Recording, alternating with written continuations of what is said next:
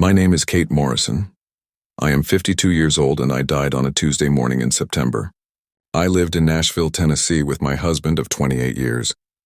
I worked as a high school English teacher, and by all accounts I was an ordinary woman, faithful in my church attendance, devoted to my family, beloved by my students.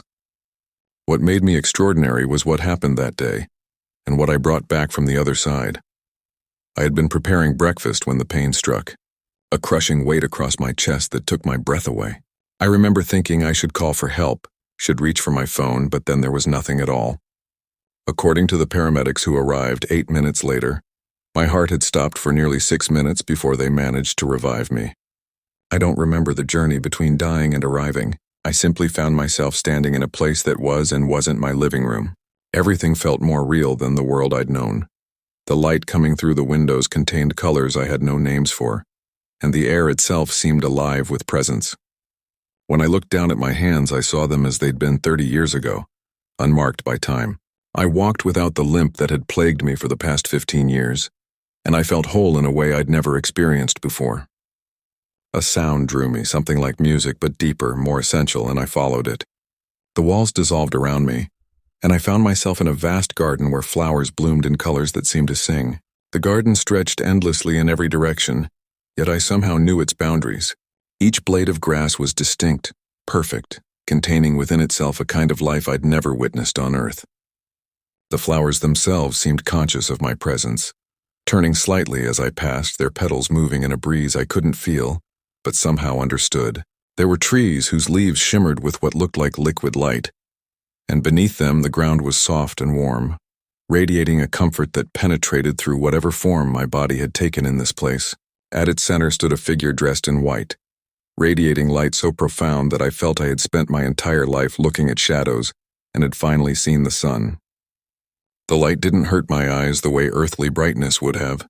Instead, it drew me closer, made me want to step into it completely.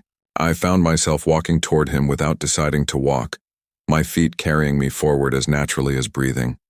I knew who he was not because of appearance, but because I recognized him in the way you recognize your own heartbeat. When he acknowledged me by name and spoke my welcome, I felt more truly known than I had ever been. His voice contained multitudes. It was gentle and strong simultaneously, carrying within it the weight of eternity and the tenderness of a mother soothing her child. I asked if I was dead, and he told me yes, explaining the exact time my heart had stopped and that my daughter Sarah had found me. Grief struck me immediately, but it was tempered by a strange knowing that Sarah was somehow present even now, held in a grace I couldn't fully comprehend. I asked why I had been allowed to come to this place, confessing my uncertainty about whether I'd lived righteously enough. The words tumbled out, all my failings, all the moments I'd been impatient with my students, the times I'd judged my neighbors, the Sunday mornings I'd sat in church thinking about my grocery list instead of worship. The figure I understood to be Jesus looked at me with a compassion so overwhelming, it nearly brought me to my knees. He told me that no one arrived through their own righteousness, that my stumbling and falling and rising again, my genuine love and real faith were what mattered. I was there because I had sought him, even when I couldn't see him clearly. His hand reached out, not to touch me, but the gesture itself conveyed a blessing. And suddenly I understood grace in a way 28 years of church attendance had never taught me. It wasn't a transaction or a ledger balanced. It was a gift given before I'd even known to ask for it, extended continuously throughout my life in ways I'd been too blind to see. As we walked through the garden, the atmosphere changed. The light, which had been warm and welcoming, took on a different quality, not darker exactly, but heavier with meaning. Jesus began to speak of things that would come to pass, and what he said emptied me of everything I thought I understood about the future. His voice carried a sorrow I felt in my bones, a grief that seemed to encompass all of humanity at once. He told me that before the year ended, in the month of November, nations would turn against one another.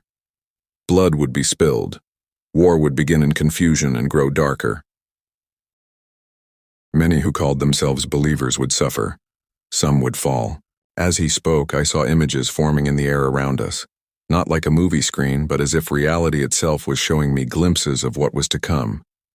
I saw cities I recognized and others I didn't, saw families torn apart, saw churches emptied or destroyed, saw fear spreading like a contagion across continents. I found myself invoking the old certainties from Sunday school, suggesting that God's sovereignty must surely prevent such things. My voice sounded small and desperate even to my own ears, but Jesus told me that he would not prevent it. Free will was real, he said, and evil was real, and men had chosen their path. The consequences were coming. His words carried no anger, only a profound sadness that seemed to fill the entire garden. He explained to me that humanity had been given countless warnings, innumerable chances to turn back from the trajectory they'd chosen. Prophets had spoken, teachers had taught, scripture had been written and preserved and translated and disseminated across the globe. Yet still, people had hardened their hearts, had chosen comfort over truth, convenience over righteousness, temporary pleasure over eternal joy. The suffering that was coming was not punishment from a vengeful God, but the natural consequence of choices made freely, repeatedly, across generations. We moved to a place in the garden where I could see all of creation, cities and fields and oceans stretching out below, shadows growing darker across them. The perspective was impossible, as if I stood both among the flowers and high above the earth simultaneously. Jesus told me that the loss would be even deeper than the physical deaths.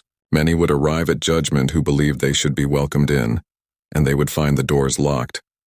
They would discover they were not ready. When I asked why, Jesus painted a picture I could see with that deeper sight I was developing. I witnessed souls arriving expecting entry, only to realize they had nearly made it but were still standing outside. Their pain was not the fire and torment of old religious paintings, but something quieter, and somehow worse. The recognition of being so close to home while still being turned away. They stood just beyond the threshold, able to see the light and beauty they'd missed, able to sense the peace that would never be theirs, and the weight of that knowledge was crushing.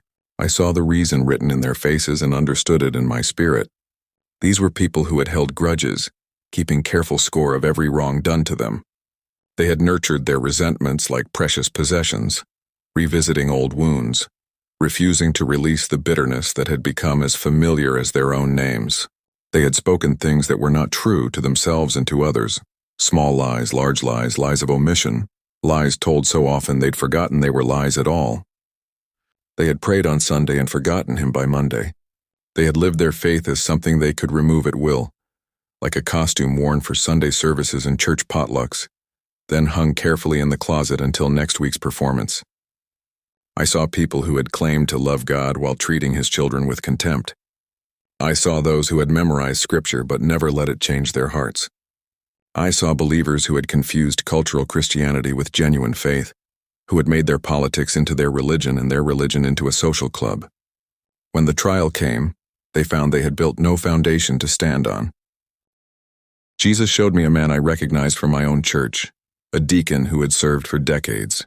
In life, I'd admired his seeming devotion, his regular attendance, his generous donations. But now I saw what I'd missed, how he'd used his position to control others, how he'd gossiped and manipulated behind closed doors, how he'd driven his own son away from the faith through harsh judgment. He stood before the gates genuinely confused, unable to comprehend why his service hadn't earned him entry. The tragedy wasn't that God was being unfair, but that this man had spent a lifetime mistaking religious activity for relationship, never understanding what he'd actually needed. I asked if there was no mercy, and Jesus answered that mercy was always available, but mercy does not erase choice. These souls had chosen through 10,000 small compromises, and now they faced the consequence of those choices.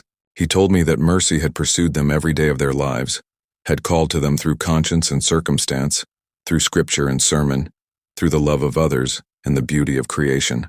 But they had turned away each time, telling themselves they had time, they were good enough, they'd deal with it later. Later had finally arrived, and the door they'd assumed would always stand open had closed.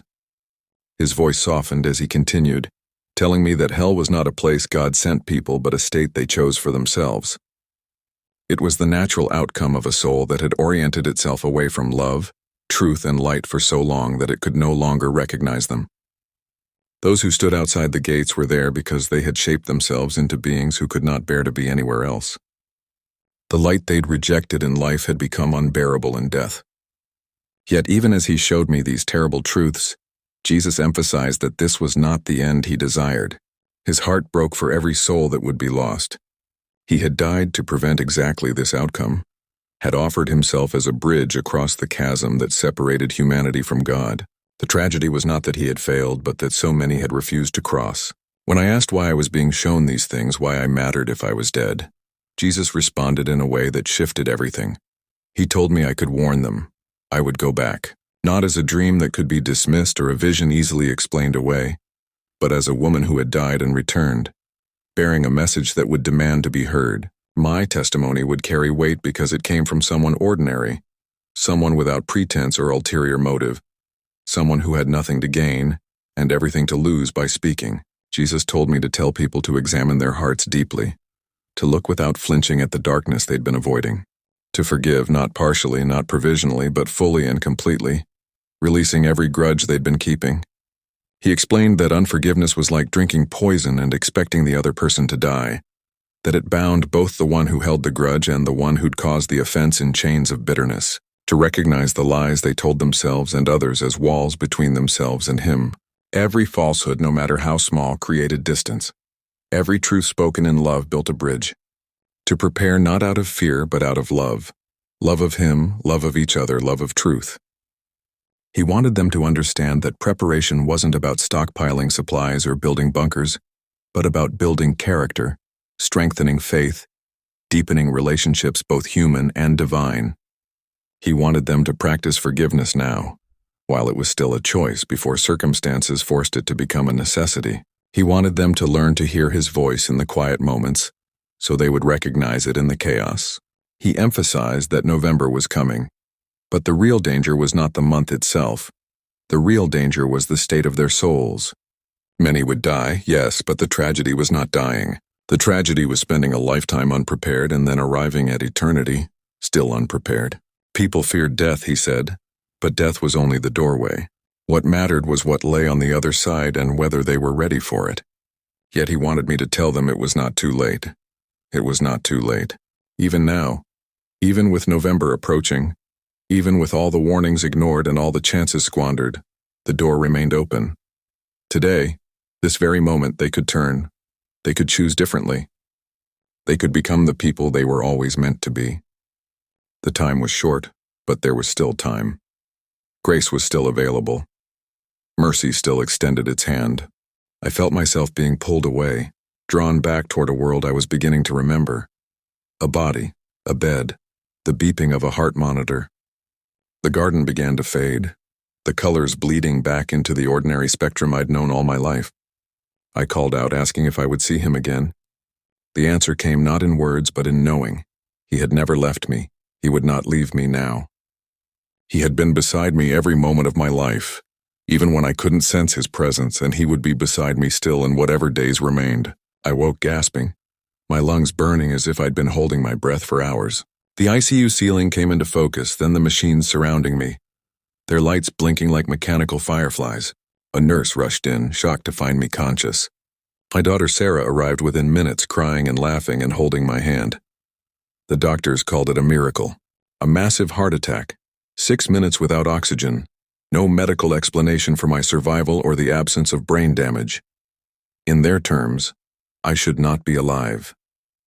I didn't correct them, but I knew it was a miracle of a different kind than they meant. As I lay in that hospital bed, feeling the weight of my old body settling back around me like an ill-fitting coat, I knew what I had to do. I had to tell them what I'd seen. I had to warn them about November. I had to speak about the importance of forgiveness, about the desperate need to examine their hearts and prepare their souls for what was coming. Most of them, I knew, would think I was mad. Some would dismiss my experience as a hallucination brought on by a dying brain. Others would embrace it uncritically, making it into something sensational. But some would listen. Some would hear the truth beneath my words and would change. And that, I understood, was enough. That was exactly why I had been sent back. I am an ordinary woman from Nashville, Tennessee, but I carry an extraordinary message. And I am determined to deliver it no matter who believes me, no matter how long it takes. I have been given a second chance at life for a reason. The question is whether anyone will listen.